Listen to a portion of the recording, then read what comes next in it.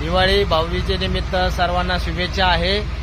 मला सांगण्यात आनंद होत आहे की शरणापूर फाटा ते करोडी हा रेल्वे अंडरपास 2च दिवसात चालू होत आहे आणि या 2 ते 3 दिवसामध्ये हा पूल या ठिकाणी चालू होत आहे।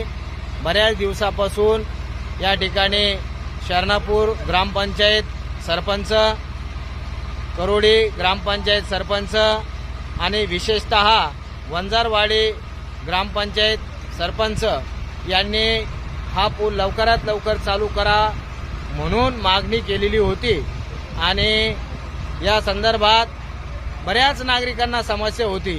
ती समस्या आता संपुष्टात येत आहे।